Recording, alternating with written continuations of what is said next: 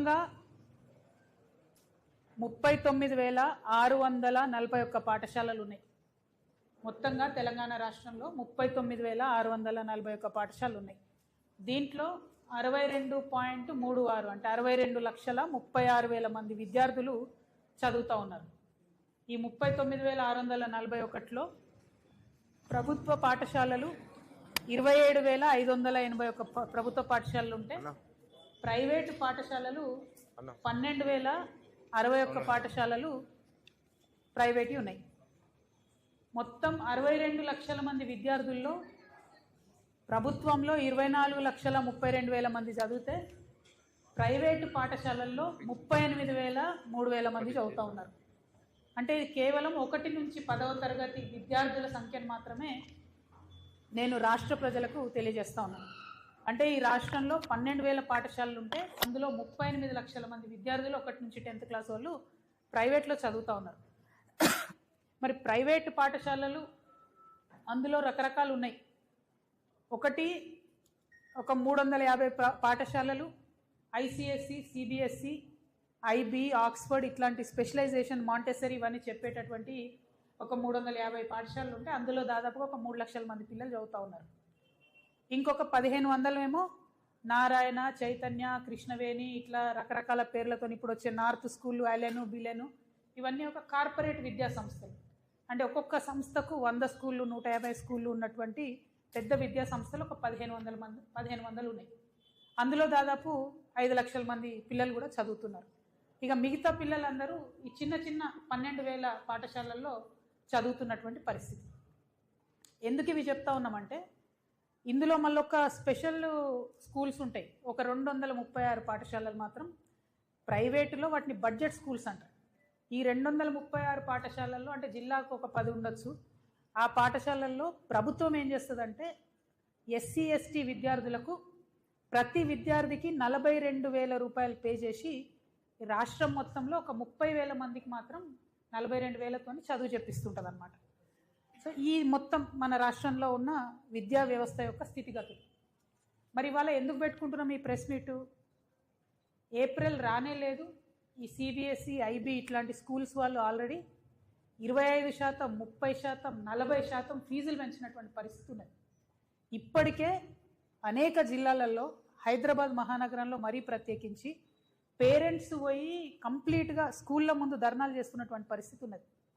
Fee కనబడడానికి ₹1,00,000 ఉంటుంది, కానీ ఇంకొక 30,000 అదనంగా, అది బస్సుకు అంటారు, స్కూల్కి అంటారు, బుక్స్కి అంటారు, రకరకాల పేర్లతో ఇంకొక 30,000 అదనంగా పేరెంట్స్ మీద బర్డెన్ ఉంటుంది. ఇంకొకటి ఏంటంటే అన్ని ప్రభుత్వాల్లో ఒక రూల్ ఉంటుంది. 1,30,000 ఫీజు అంటే ఎవ్రీ మంత్ తీసుకోవాలి ఫీజు, ప్రతి నెల తీసుకోవాలి ఫీజు. కానీ ప్రైవేట్ పాఠశాలలు ఏం చేస్తాయి? ఫోర్స్ చేస్తాయి పేరెంట్స్ని, మీరు 60% అప్ ఫ్రంట్ ఫస్ట్ కట్టేసేయండి. అంటే ఒక పేద మధ్యతరగతి ఉద్యోగికి భార్యాభర్త ఇద్దరు చేస్తే కూడా కుటుంబం వెళ్ళడం ఇబ్బందిగా ఉన్నటువంటి ఒక చిన్న కుటుంబంలో 60% ఫీజు అంటే 60,000 రూపాయలు ఒకటేసారి కట్టాలి స్కూల్ కంటే నిజంగా దేవుడు కనబడే పరిస్థితి ఉన్నది ఇవాళ తెలంగాణ రాష్ట్రంలో. ఈ విషయాల మీదనే, ఈ అంశాల మీదనే రేవంత్ రెడ్డి గారు పదే బీఆర్ఎస్ గవర్నమెంట్ అప్పుడు ఉన్నప్పుడు క్రిటిసైజ్ చేసి మీరు ఫీ నియంత్రణ చేయండి అని చెప్పిండ్రు. మరి ఇవాళ 3 సంవత్సరాలు అవుతుంది, 3 బడ్జెట్లు పెట్టుకున్నారు వీళ్ళు. మొన్న బడ్జెట్ సమావేశంలో కూడా నువ్వింత తిన్నావు అని వీళ్ళని వాళ్ళు తిట్టుకోవడం తప్పితే కనీసం పేద మధ్యతరగతి పిల్లలు ఇబ్బంది పడుతూ ఉన్నారు. మరి ఫీజు నియంత్రణ కోసం ఒక చట్టం తేవాలి అని చెప్పి ఆలోచన ఈ ప్రభుత్వానికి లేకపోవడం అనేది సిగ్గుచేటు. నేను అర్జెంటుగా డిమాండ్ చేస్తూ ఉన్నా. గత 10-12 రోజులుగా ఈ రాష్ట్రంలో, ఈ హైదరాబాద్ మహానగరంలో స్కూళ్ళ ముందట పిల్లల యొక్క పేరెంట్స్ చేస్తున్న ధర్నాలు చూసన్నా మీ ప్రభుత్వం కళ్ళు తెరవాలి. అవసరమైతే స్పెషల్ అసెంబ్లీ సెషన్ పెట్టండి, అర్జెంటుగా చట్టం తీసుకురండి. ఆనాడు తిరుపతిరావు గారి కమిటీ ఏదైతే ఉండనో ఆ కమిటీ కూడా 8 to 10% ఫీజు పెంచుకోమని చెప్పింది ఎవ్రీ ఇయర్. ఇప్పుడు కొత్తగా మీరు చేసినటువంటి విద్యా కమిషన్ రిపోర్ట్లో ఆ రిపోర్ట్ అంతా దరిద్రంగా ఉంది, ఏం బాగాలేదు. ఒకటే ఒక సెంటెన్స్ బాగుంది, ఏంది అంటే ఫీజు నియంత్రణ చట్టం తేవాలి, దాన్ని 7 to 9% పెంచుకోవచ్చు అని ఇప్పుడు ఇచ్చిన విద్యా కమిషను రిపోర్ట్ ఇచ్చింది. కనీసం దాన్నన్నా అమలు చేయండి. స్పెషల్ అసెంబ్లీ సెషన్ పిలవాలి ఈ ప్రభుత్వం చాలా అర్జెంటుగా. ఫీ నియంత్రణ కమిటీ వేయాలి అర్జెంటుగా. ఏ స్కూల్ అయినా సరే 8 to 10% కన్నా ఫీజు ప్రతి సంవత్సరం పెంచుకోవడానికి వీల్లేదు. దాని మీద ఈ ప్రభుత్వం కఠినంగా వ్యవహరించాలని చెప్పి నేను డిమాండ్ చేస్తూ ఉన్నాను. మరి స్కూల్స్ కూడా నా రిక్వెస్ట్ స్కూల్స్ అందరితో, మీరు 8 to 10% ఫీజు పెంచుకోండి ఎవ్రీ ఇయర్, కానీ 30% 40% పెంచితే పేద మధ్యతరగతి విద్యార్థులు వాళ్ళ యొక్క తల్లిదండ్రులు చాలా దారుణమైన ఇబ్బందులు పడుతున్నారు. మీరు 30% పెంచుతారు, కానీ ఏదో చిన్న బట్టల షాప్లో ఒక సింగిల్ పేరెంట్ లేడీ ఉంటుంది, ఆమె పని చేస్తూ ఉంటుంది, ఆ యజమాని పెంచాడు వాళ్ళకి జీతం అట్లా ఇవ్వలేరు, వాళ్ళు అట్లా వచ్చి ఒకసారి కట్టలేరు. ఇద్దరు కూడా కలిసి ఏదైనా చిన్న ప్రైవేట్ కంపెనీలో పనిచేస్తే ఎవ్రీ ఇయర్ వాళ్ళకి పెరగదు, 10% 15% పెరగదు శాలరీ. దయచేసి దాని మీద దృష్టి పెట్టాలని నేను డిమాండ్ చేస్తూ ఉన్నా. ఇంకొక మాట, ఈ నారాయణ చైతన్య ఇట్లాంటి కార్పొరేట్ స్కూల్స్ దాదాపు ఒక 1500 ఉన్నాయి. వాళ్ళు ఏం చేస్తున్నారు, పెంచుడు ఫీజు వాళ్ళు 30% పెంచుతారు, కానీ టీచర్స్కి మాత్రం జీతం పెంచరు, టీచర్స్కి మాత్రం పిఎఫ్ కట్టరు. ప్రైవేటు పాఠశాలలలో వేల మంది యువకులు పనిచేస్తూ ఉన్నారు, వాళ్ళ జీవితాలు దుర్భరంగా ఉన్నాయి. 15,000కి ఇస్తున్నారు జీతం, అంతకుమించి ఒక రూపాయి ఇయ్యరు, పిఎఫ్ కట్టరు. ఇంకా ఘోరం ఏంటంటే ఈ ప్రభుత్వాన్ని ఇలా కొత్తగా మేము ఆనాడు డిమాండ్ చేస్తే ఫుడ్ సెక్యూరిటీ కోసం ఒక టాస్క్ ఫోర్స్ వేసారు. ఆ టాస్క్ ఫోర్స్ని నేను డిమాండ్ చేస్తున్నా, go to any college, go to Narayana Chaitanya Allen బిలని కొత్తగా వచ్చినవి 10,000 మంది విద్యార్థులకు ఒక్క దగ్గర వంట చేస్తున్నారు వాళ్ళు. అంటే చిన్నగా పాయిజనింగ్ అయితే ఫుడ్ పాయిజనింగ్ ఒక్క డేలా 10,000 మంది పిల్లలకు ఎఫెక్ట్ అవుతుంది. నేను అడుగుతా ఉన్నా ఈ ప్రభుత్వాన్ని, కనీసం ఎప్పుడైనా ఒక్కసారి పోయి ఆ ఫుడ్ శాంపుల్ చేసిరా మీరు? నారాయణ క్యాంపస్లకు, చైతన్య క్యాంపస్లకు, ఈ కొత్తగా వచ్చే నార్త్ ఇండియన్ స్కూల్ క్యాంపస్లకు ఎప్పుడైనా పోయి శాంపిల్ చేసిరా మీరు? ఫుడ్ అర్జెంటుగా శాంప్లింగ్ చేయండి. ఐఎమ్ డిమాండింగ్, ఏదో కొత్త కమిటీ వేసిరు వాళ్ళని డిమాండ్ చేస్తున్నాను నేను సజ్జనార్ గారి నేతృత్వంలో, please check the quality of food in these corporate schools and colleges. వారి దోపిడీ దారుణంగా ఉన్నది. చెప్పే చదువు శారీడు బల్పాలు దోషుడు అన్నట్టు, పైసలు ఎక్కువ ఉన్నాయి, చదువు తక్కువ ఉంది. 1,50,000 మంది ఒక ఇన్స్టిట్యూట్లో ఉంటే ఒక 100 మందికి ర్యాంక్స్ వస్తాయి. ఆ 100 మందిని చూసి మనం ఆగమాగం అయిపోయి పేరెంట్స్ అందరం కూడా అందులో చేర్పిస్తున్నటువంటి పరిస్థితి ఉన్నది. కానీ దీన్ని ప్రభుత్వం సీరియస్గా తీసుకోవాలి. ఇంకొక విషయం ఏంటంటే, ఈ ప్రభుత్వం వెరైటీగా పెద్ద ప్రైవేట్ హాస్పిటళ్లను సీఎం గారే పోయి ఓపెన్ చేస్తారు, పెద్ద ప్రైవేటు పాఠశాలను కూడా సీఎం గారే పోయి ఓపెన్ చేస్తారు. అంటే మీరు ఏం మెసేజ్ ఇస్తున్నారు? మేము ప్రైవేట్ వాళ్ళని ప్రోత్సహిస్తాం, మీరు ప్రజల మీద వాడి కాల్స్కు తినండి, దోపిడీ చేసుకు తినండి అనే మెసేజ్ సీఎం గారు ఇస్తూ ఉన్నారు. ఇది కరెక్ట్ కాదు. ఈ ప్రభుత్వం ఏదైతే ప్రైవేటు పాఠశాలలు దోపిడీ చేస్తూ ఉన్నాయో, పేరెంట్స్ దగ్గర ఫీజు వసూలు చేస్తూ ఉన్నాయో ముక్కుపిండి, దాన్ని కంట్రోల్ చేయండి. స్పెషల్ సెషన్ పెట్టండి, అర్జెంటుగా బిల్లు పాస్ చేయండి, ఫీజు నియంత్రణ చేయండి. ఎట్ ద సేమ్ టైం ఈ 236 బడ్జెట్ స్కూల్స్కి ఇప్పటి వరకు మీరు దాదాపుగా 212 కోట్ల రూపాయలు బాకీ ఉన్నారు. మీరు బాకీ ఉండడంతో వాళ్ళు పిల్లల దగ్గర ఫీజు వసూలు చేస్తున్నారు, ఇబ్బంది పడతా ఉన్నారు. కాబట్టి ఆ ఫీ నియంత్రణ చేయడంతో పాటు మీరు బకాయిలు ఉన్న 212 కోట్లను మీరు ఇవ్వాల్సిందిగా నేను డిమాండ్ చేస్తూ, ఇప్పటి వరకు ఓన్లీ ఎస్సీ ఎస్టీ పిల్లలకు మాత్రమే మరి పర్ హెడ్ 42,000తోని గవర్నమెంట్ ఇస్తూ ఉంది. ఈ బెస్ట్ అవైలబుల్ స్కూల్లో సేమ్ బ్రాకెట్లో 1,50,000 కన్నా సంవత్సరానికి మరి ఇన్కమ్ లేనటువంటి బీసీ పిల్లలకు కూడా అవకాశం ఇవ్వాలి అని చెప్పి నేను ప్రభుత్వాన్ని డిమాండ్ చేస్తూ ఉన్నాను. ఇప్పుడు నాతో పాటు కొంతమంది ప్రైవేట్ టీచర్స్ ఉన్నారు, మరి వాళ్ళు చెప్తున్నటువంటి కష్టాలే. ప్రైవేట్ టీచర్స్కి కనీసం ప్రావిడెంట్ ఫండ్ కూడా కడతలేరు. అటువంటి స్కూల్స్ మీద ఇమీడియట్గా ఎక్కడికక్కడ మీరు ఏమంటారు రేడ్ చేయాలి. ఎక్కడెక్కడైతే పిఎఫ్ కడతలేరో, మ్యాచింగ్ గ్రాంట్ కడతలేరో అటువంటి స్కూల్స్ని సివియర్గా పనిష్ చేయాలి, వాళ్ళ పర్మిషన్ని రద్దు చేయాలి. ఫుడ్ సరిగ్గా పెట్టినటువంటి స్కూల్స్ మీద కూడా రేడ్ చేయాలని చెప్పి నేను డిమాండ్ చేస్తూ ఉన్నాను. నా దగ్గర కొంతమంది స్టూడెంట్స్ వచ్చి ఉన్నారు, వాళ్ళు ఇంజనీరింగ్ కాలేజెస్లో మరి ఏదైతే ఫీ రియంబర్స్మెంట్ ప్రభుత్వం యొక్క టోటల్ బకాయిలు 11,000 కోట్లు ఉంది, ఇంజనీరింగ్ కాలేజెస్కి 7,500 కోట్లు ఉంది. మరి 7,500 కోట్లు బకాయిలు ఉంటే ఆ ఇంజనీరింగ్ కాలేజెస్ వీళ్ళ సర్టిఫికెట్లు పెట్టుకొని ఉన్నారు. కోర్టు తీర్పిచ్చింది, సర్టిఫికెట్లు మీరు ఇచ్చేసేయండి, మీరు ప్రభుత్వం దగ్గర వసూలు చేసుకోవడానికి కోర్టు తీర్పిచ్చింది. అయినా కూడా ఇప్పుడు ఈ పిల్లల సర్టిఫికెట్లు అన్నీ కూడా ఆ యాజమాన్యాలు పెట్టుకొని ఉన్నారు. కాబట్టి ఆ యాజమాన్యాలు నేను డిమాండ్ చేస్తూ ఉన్నాను, మీరు సర్టిఫికెట్స్ ఇవ్వండి. మీ తరఫున మేము నిలబడి ప్రభుత్వంతో కొట్లాడి మీకు ఆ బకాయిలు ఇప్పిస్తాం. కానీ ఆ పిల్లల భవిష్యత్తు ఖరాబ్ అవుతుంది.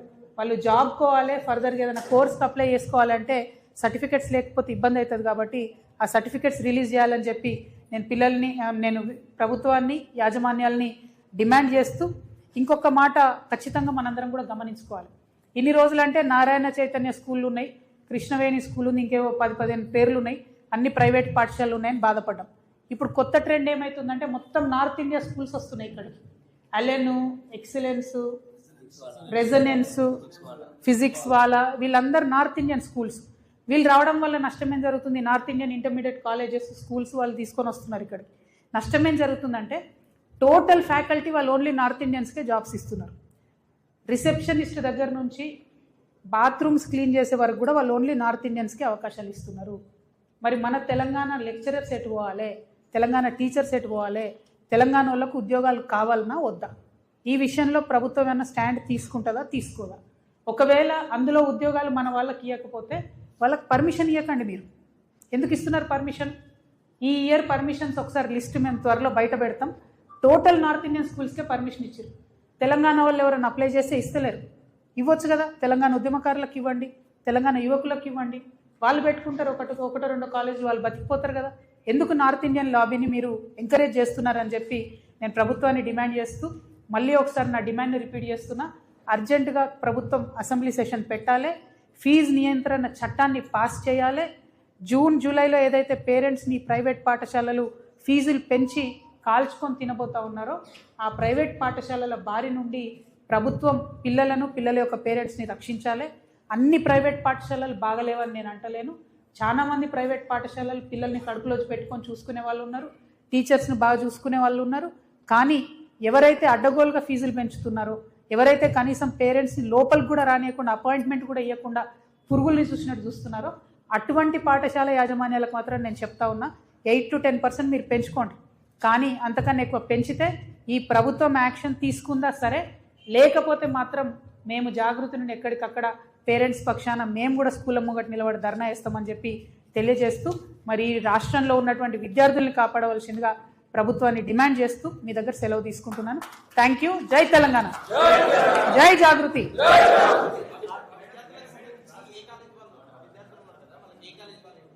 ఏ కాలేజ్ నవీన్ వీళ్ళంతా? ఓకే,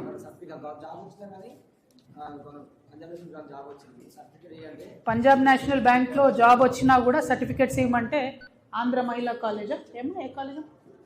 ఆంధ్ర మహిళ. Okay, thank you, thank you. అట్లా చాలా కాలేజెస్ ఉన్నాయి.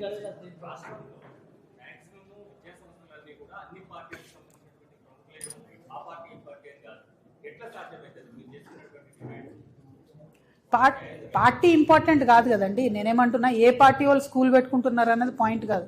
స్కూల్ ఎవరన్నా పెట్టుకోవచ్చు, ప్రభుత్వానికి ఒక స్టాండ్ ఉండాలి కదా. 7 నుంచి 10% మధ్యలో ఫీజు అనేది ఇన్ఫ్లేషన్ ప్రకారం పెంచుకోవడం అన్నది ఎవరమన్నా యాక్సెప్ట్ చేయొచ్చు. అన్ఫార్చునేట్లీ అట్లా మనకు జీతాలు పెరగవు ప్రైవేట్ సంస్థల్లో పనిచేసే ఉద్యోగులకు. అయినా సరే 7 to 10% పెంచుతున్నారంటే పిల్లల్ని బాగా చూసుకుంటారు కాబట్టి ఓకే అనుకోవచ్చు. కానీ 30% పెంచడం, 40% పెంచడం అన్యాయం. అది పిల్లలకు, పేరెంట్స్కి బర్డెన్ అవుతుంది. ఒకటి. 2, ఎవ్రీ మంత్ తీసుకోవాల్సిన ఫీజు ఒకటేసారి మీరు 60% కట్టమంటే ఎట్లా ఉంటుంది? డబ్బులు ఉండవు కదా, వెసులుబాటు కాదు కదా. సో మంత్లీ ఫీజు అనేటటువంటిది ఒక పద్ధతిగా పెట్టుకుంటే బాగుంటుందని చెప్పి నేను కోరుతా ఉన్నాను, డిమాండ్ చేస్తాను.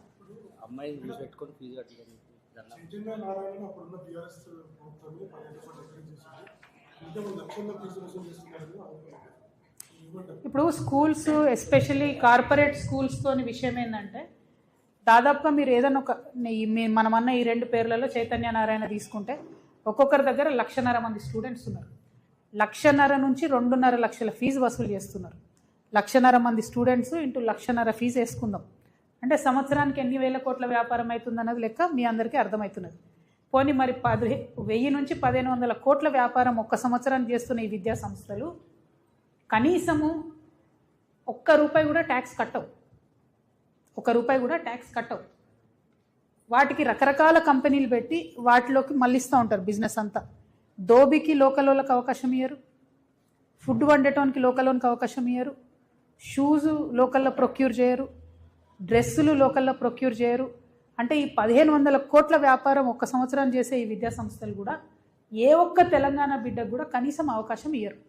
ఎవరన్నా పోయి కనీసం ఈ స్కూల్లోనో ఈ క్యాంపస్లోనో ఏదైనా పెట్టుకుంటామంటే కూడా ఇవ్వరు. వాళ్ళకు నారాయణకు సపరేట్ ప్రింటింగ్ ప్రెస్ ఉంది, చైతన్యకు సపరేట్ ప్రింటింగ్ ప్రెస్ ఉంది. ఏది బుక్స్ వాళ్ళు 2,000 రూపాయల్లో కొట్టే పుస్తకాలను 15,000 రూపాయలకు అమ్ముతారు విద్యార్థులకు. దాని మీద కూడా ప్రభుత్వం నియంత్రణ లేదు. సరే, ఇవన్నీ ఒక రకం అనుకుంటే కనీసం ఫుడ్ మీద నియంత్రణ లేదు. హాస్టళ్లలో ఫుడ్ మీద ప్రభుత్వం యాజ్ అ పాలసీ చెక్ చేయాలి కదా. ప్రైవేట్ హాస్టల్ని ఆ ఫుడ్ కమిషన్ ఉన్నది, ఏం చేస్తున్నారు? మేము అడిగే ప్రశ్నలు ఇవే. రెండు బీఆర్ఎస్ ఎంకరేజ్ చేసిందని కాంగ్రెస్ ఎంకరేజ్ చేస్తే బీఆర్ఎస్కి పట్టిన గతే కాంగ్రెస్కి పడుతుంది, వేరే ఏం లేదు. నేను అనేది పార్టీలు రిలవెంట్, పార్టీలతో సంబంధం లేదు, ఇది పిల్లల విషయం, విద్యార్థుల విషయం. ఇప్పుడు సీజన్ ఇది, స్కూల్ స్టార్ట్ అవుతున్నాయి కాబట్టి ప్రభుత్వం అర్జెంటుగా సెషన్ పెట్టి ఫీజు నియంత్రణ కమిటీని దయచేసి ఏర్పాటు చేయాలని చెప్పి నేను డిమాండ్ చేస్తున్నాను. ఏమో ఇక సీఎం గారు, విద్యాశాఖ మంత్రి ఆయననే, హోంశాఖ మంత్రి ఆయననే, మా కర్మ ఏది ఏద్దామన్నా కలుద్దామన్నా కష్టం. ఆయనను కలవలేము, ఆయనేమో పట్టించుకుంటాడు. ఇంకో పక్క ప్రభుత్వ గురుకులాలలో కూడా పిల్లలు చనిపోతుంటే కూడా కనీసం ముఖ్యమంత్రి గారు రివ్యూ చేయడం లేదు. చాలా దారుణమైన పరిస్థితి ఉంది. విద్యను, విద్యార్థులను ఎన్నికల ముందుకే గుర్తించారు రేవంత్ రెడ్డి గారు తప్పితే ఎన్నికలైనాక మాత్రం కంప్లీట్గా నిర్వీర్యం చేసింది ఈ వ్యవస్థని. It's very unfortunate. అందుకే మేము డిమాండ్ చేస్తున్నాం సీరియస్గా, అసెంబ్లీ సెషన్ పెట్టండి, ఫీజు నియంత్రణ ఒక బిల్లును పాస్ చేయండి.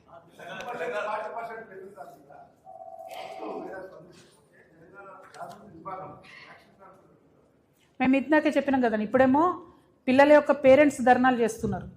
ఒకవేళ 10% కన్నా ఎక్కువ ఏమైనా స్కూల్స్ పెంచితే, ప్రభుత్వం ఫీ నియంత్రణ యొక్క చట్టం తీసుకొని అది అమలు చేయకపోతే జాగృతి సంస్థగా త్వరలో పార్టీగా మారబోతున్నటువంటి మేము ఖచ్చితంగా స్కూల్ యాజమాన్యాల దగ్గర, స్కూల్స్ ముంగట కూడా ధర్నాలు చేయడానికి వెనుకాడబోం. ఆ పరిస్థితి తేవద్దని ప్రభుత్వాన్ని నేను విజ్ఞప్తి చేస్తున్నాను. ఎందుకంటే 12,000 పాఠశాలలు ఉన్నాయి, ప్రతి జిల్లాలో లొల్లి పెట్టాల్సి వస్తుంది, అది మంచిది కాదు. కానీ చాలా తీవ్రంగా నష్టపోతున్నారు ప్రజలు, ముఖ్యంగా మధ్యతరగతి ప్రజలు. కాబట్టి ప్రభుత్వం తక్షణమే ఫీజు నియంత్రణ యొక్క చట్టాన్ని పాస్ చేయాలి, స్పెషల్ సెషన్ పెట్టని డిమాండ్ చేస్తున్నాం.